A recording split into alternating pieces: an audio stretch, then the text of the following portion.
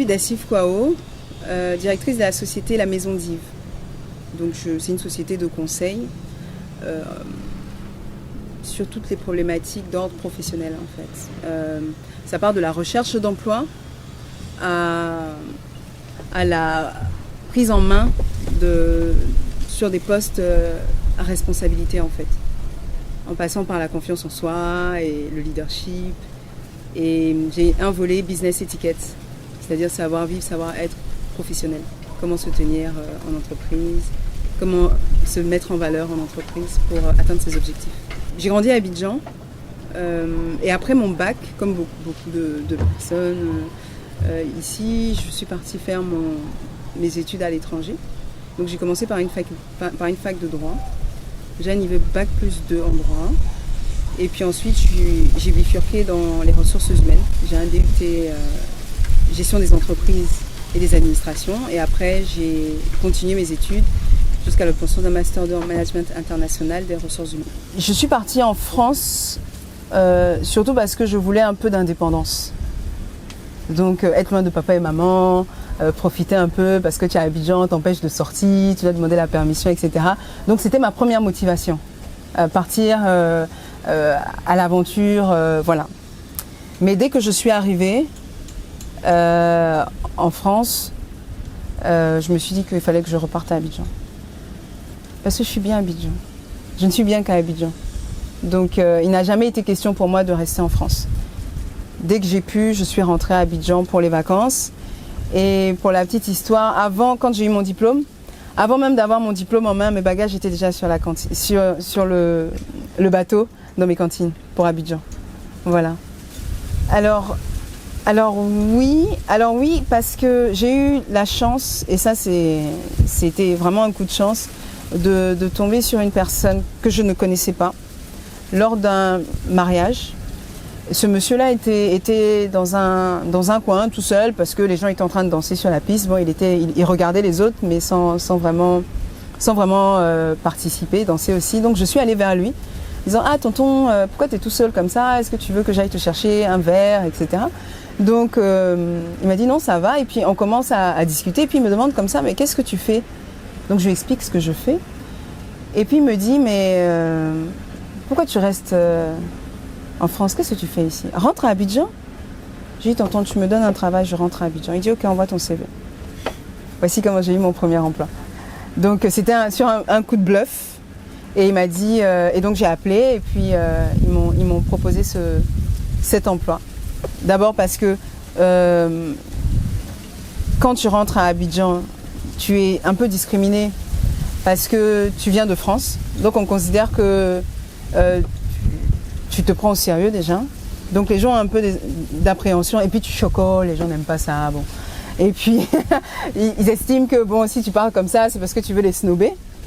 Donc ils n'aiment pas ça. Un autre point, je suis arrivée, j'étais célibataire. Donc quand tu es célibataire dans l'entreprise que tu arrives, bon, c'est forcément que tu as un gars dans l'entreprise. Voilà. Quand tu n'as pas d'enfants, tu es discriminé par rapport aux femmes, les enfants. Quand tu es jeune, tu es discriminé par rapport aux personnes plus âgées, puisque chez nous, ça ne fonctionne pas par rapport à tes compétences. Ça fonctionne d'abord par rapport à ton statut social dans la société. Donc la société, on te définit par quoi? Tu es une femme, tu es un homme. Tu es un jeune, tu es un vieux. Tu es marié, tu n'es pas marié. Tu es enfant, tu n'as pas enfant. Donc voilà. Donc j'ai fait toutes ces étapes-là.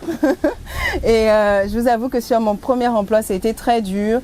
J'ai eu des problèmes aussi de harcèlement moral. J'ai été harcelée moralement.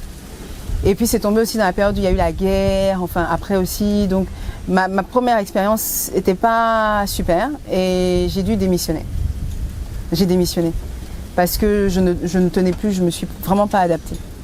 Moi je ne peux pas rester sans rien faire, donc j'ai monté une entreprise. J'ai monté une société de relocation service, puisque c'était une de mes spécialités en management international des ressources humaines. Et quand j'ai commencé à faire ça, j'ai été contactée par une entreprise. J'avais déposé mon CV au portail d'une entreprise. J'avais vu l'annonce sur Internet et j'ai postulé, comme tout le monde. Donc je suis allée au portail. Et la petite anecdote, ce monsieur est devenu mon employé plus tard. Mais je me souviens quand j'ai envoyé puisque j'ai été recrutée comme DRH, directrice des ressources humaines là-bas. quand j'ai envoyé mon CV, quand j'ai déposé le CV, il m'a dit « Ah, ça c'est propre ça !» Toi là, c'est bon, tu vas venir ici. Et bizarrement, bon, ça s'est bien passé, j'ai commencé mon travail.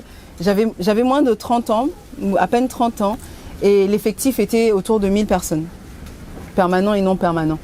Et c'était chauffeur, apprenti, mécanicien, quelques cadres et expatriés. Donc ça veut dire qu'il fallait s'adapter, savoir parler un peu en ouchi, savoir parler. J'ai eu tout, vraiment. Alors je vais vous dire, j'ai monté 2 entreprises et j'ai fermé 2 entreprises. Je suis à la 3e. Parce que j'ai eu toujours ce problème-là entre... C'est-à-dire quand on travaille et qu'on a un salaire qui est correct, il n'y a pas de problème. Mais quand on arrive à un certain niveau de salaire, se dire comme ça, je vais quitter pour être dans l'entrepreneuriat, c'est pas évident. Parce qu'on s'habitue à avoir un certain niveau de vie, on s'habitue à avoir son salaire. Bon, tu travailles, si aujourd'hui tu n'as pas trop travaillé, fin du mois, tu as ton argent qui descend, tu fais ce que tu as, tu sais que ça va tomber. Et la première fois que j'ai créé ma société, j'avais les deux. Au début, je leur ai dit non, moi, je suis auto-entrepreneur, je vous fais du consulting, etc. Donc, ils ont accepté que je commence en tant que consultante. Quand j'ai fait mon travail d'audit, ils étaient convaincus, ils m'ont demandé d'intégrer. J'aurais dit non, je ne veux pas. Bon, comme tout le monde a son prix, ils ont mis quelques milles sur place et j'ai accepté en leur demandant d'essayer de faire les deux. Donc j'ai fait les deux et j'ai eu du mal à lier tout parce que je ne sais pas faire les choses à moitié. Donc je me suis beaucoup investie dans cette entreprise que j'ai considérée comme mon entreprise tellement j'étais impliquée. Donc j'ai fermé ma société. Et donc je me suis consacrée à cette entreprise. Et à un moment donné, j'avais fait le tour du poste, j'avais envie d'autre chose, de me relancer. Donc je me suis relancée. J'ai commencé à travailler dans cette entreprise-là que j'avais créée. Et mon argent est fini.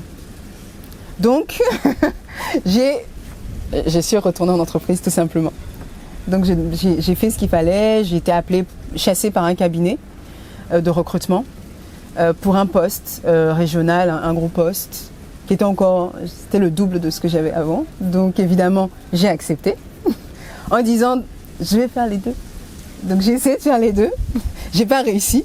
Donc j'ai fermé l'autre société et j'ai continué dans cette entreprise. Je me suis investie dans cette entreprise, mais cette fois-ci avec pour objectif de mettre de l'argent de côté pour prendre le temps de créer ma société. Parce que j'ai un profil très autonome.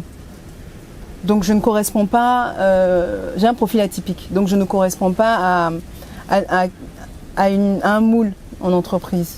C'est un peu particulier.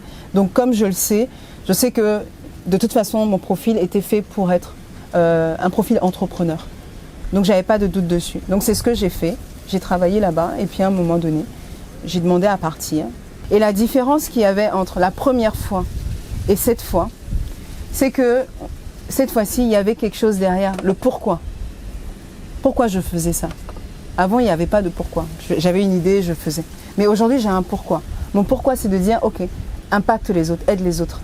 Si toi, tu as pu avoir une expérience dans ce domaine-là, fais gagner du temps aux autres.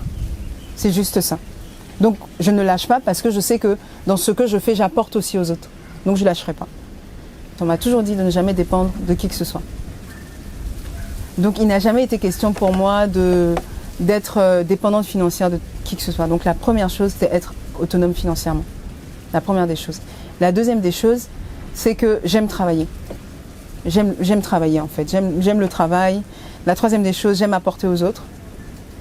Et puis, la quatrième des choses, c'est que si ce que je fais peut permettre à d'autres d'avancer, moi, j'ai tout gagné. Voilà. Il n'y a pas de meilleur travail qu'un travail qui te permet de rendre les autres heureux. Et puis, tu gagnes ton argent avec, tu gagnes ta vie avec, c'est top. C'est peut-être comme ce que disent les humains, on est déjà néo. Faut faire. J'ai eu beaucoup d'échecs, j'ai redoublé, à la fac j'ai redoublé, j'ai eu beaucoup de choses. Donc, et à chaque fois j'ai avancé. Donc pour moi, l'échec n'est pas un frein. Ça m'a jamais empêché d'avancer en fait. Donc, si je peux dire, ce qui moi me motive, c'est de dire, tu as peur de quoi? Je ne me vois pas dans 5 ans ou 10 ans. Je me vois maintenant comme je suis. C'est tout. J'ai pas de réelle ambition. Non. Je veux juste être contente, c'est tout. Je veux être contente, manquer de rien, que mes enfants ne manquent de rien. J'ai des choses basiques. Comme je vous dis, quand à un moment donné, vous avez gagné pas mal d'argent, vous vous rendez compte que c'est pas ça l'essentiel. Parce que tu gagnes l'argent, mais tu gagnes l'argent, c'est pourquoi? C'est pour être avec ta famille. D'accord? Mais si, à cause de l'argent, tu passes ton temps loin de ta famille, ça ne sert plus à rien. Donc ce qui est important, c'est de profiter de ta famille, de tes amis, voilà, trouver ce qui est essentiel pour toi. Donc subvenir aux besoins. Donc moi, c'est ça, j'ai juste envie d'être bien. C'est ça mon ambition. Moi, j'ai toujours pensé que la meilleure place pour les Africains, c'était en Afrique. Pas ailleurs. J'estime qu'on a besoin, ça veut dire quand on apprend, quand tu as la chance de partir, tu as la chance d'apprendre. Et si tu apprends des choses là-bas, des choses nouvelles, il faut venir partager avec les autres. Parce que pour moi, c'est une souffrance de quitter son pays. C'est pas une chance. Ça ne doit pas être une chance de partir à l'étranger, d'être loin de ta famille. Ici, chez moi, quand je vois les gens qui rentrent à Abidjan et je les pousse à rentrer à Abidjan, je leur dis, mais il n'y a qu'ici qu'il faut être. Tu ne gagneras pas, peut-être au début, la même somme d'argent. C'est possible. Mais tu es parti là, c'est pourquoi? C'est pour ta famille, non? Mais donc pourquoi tu es loin de ta famille? C'est pour envoyer les westerns? Et puis quoi? Partez, revenez, faites des entreprises pour que les gens sur place aient des emplois. C'est à nous de créer le rêve ici. C'est parce que le rêve n'existe pas ici que les gens partent. Mais si on crée le rêve ici, qui aura envie de partir? Personne. Donc voilà. Alors pour moi déjà, l'entrepreneuriat n'est pas une fin en soi. Donc, la réussite ne passe pas forcément par l'entrepreneuriat. Il y a plusieurs manières d'y arriver, de s'en sortir. Il y a plusieurs manières de s'en sortir. Donc il ne faut pas forcément dire parce que je suis à l'étranger, je rentre en Afrique, ça y est, je vais être dans l'entrepreneuriat. C'est pas obligé. Vous pouvez arriver puis avoir un emploi. Vous faites, j'ai l'honneur de solliciter votre haute bienveillance. Et puis vous trouvez un emploi. Et puis vous performez dedans. Et puis vous montez dans cette entreprise. Vous apprenez aux autres. Vous devenez un manager. Et puis après quelques années d'expérience, vous pouvez décider de faire un business. Pourquoi pas? Bon, moi, ce qu'il faut savoir, c'est qu'à la base, la première chose que j'avais envie de faire petite, je voulais être coiffeuse. On dit, c'est pas un travail. Et moi, c'est ce que je voulais. Après, quand je dis, bon, je vais faire architecte. On dit, tu ne vaux rien en maths. Tu ne peux pas faire architecte. Tu veux être avocate. Ok, je veux être avocate. Mais je fais cette filière, ça ne m'intéresse pas. Donc, à un moment donné, je me pose la question, bon, qu'est-ce que je vais... Bon, j'aime bien être avec les gens. Donc, j'ai cherché qu'est-ce qui peut être avec les gens et tout. Donc, on m'a dit non, les ressources humaines. Tu es en contact avec les gens. Donc, à partir du moment où j'ai fait les ressources humaines, j'ai réussi. Tous mes examens, j'ai carburé, j'ai eu que des bonnes notes. À partir du moment où j'ai trouvé ma voie, j'ai continué. Et donc, j'ai continué dedans. Et puis après, je me suis dit, ah, bon, qu'est-ce que tu as envie de... Qu'est-ce que tu aimes faire finalement pour... dis non, moi j'aime bien un peu que les gens me parlent, que les gens me racontent leur vie, que les gens se confient à moi et puis donner des conseils. Tiens, tu vas être coach. Je ferai tout de la même manière parce que si je n'avais pas fait tout ça, je n'aurais pas compris que l'essentiel c'est de faire ce que ton cœur te dit. Donc j'aurais fait tout pareil. J'aurais échoué de la même manière. J'aurais démissionné de la même façon. J'aurais fait tout pareil. Ça m'a appris. Ça a beaucoup évolué parce qu'au début, quand j'ai commencé à Maison d'Yves, je suis allée me former en savoir-vivre et savoir-être. Parce que je me suis rendu compte que y avait beaucoup de gens qui avaient la compétence, de gens intelligents, très intelligents, mais ils ne savent pas comment se mettre en valeur. Donc moi, je suis allée me former pour pouvoir enseigner ces codes-là à ceux qui ne les avaient pas.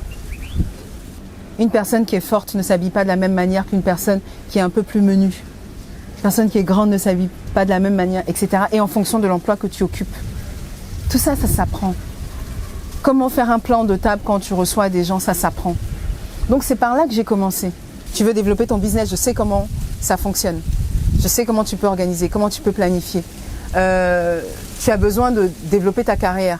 Je sais comment je vais t'amener à avoir une promotion. Parce que je sais comment fonctionne une entreprise. Donc il y a des gens que j'ai accompagnés et qui sont aujourd'hui à des postes de direction. Parce que c'était leur ambition. Mais on change tout. Hein. On change le style vestimentaire, on change la manière de parler. On travaille jusqu'à l'organisation. Comment organiser des réunions? Comment se positionner?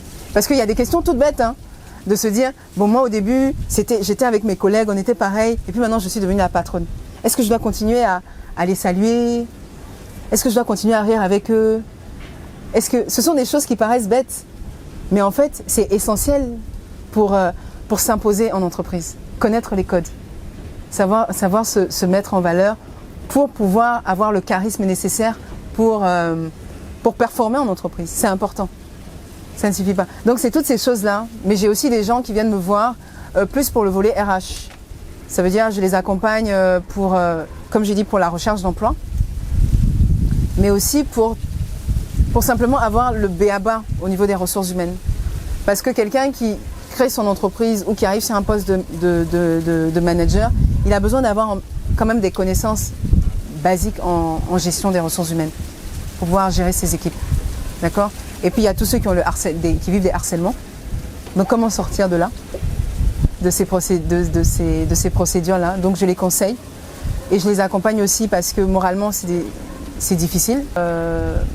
Déjà par mail sur info@lamaisondive.com. Sinon sur Abidjan, on a un numéro professionnel qui est le 87 04 04 16. Et on a le site internet www.lamaisondive.com. Mon mot de fin, c'est que la place des Africains, c'est en Afrique.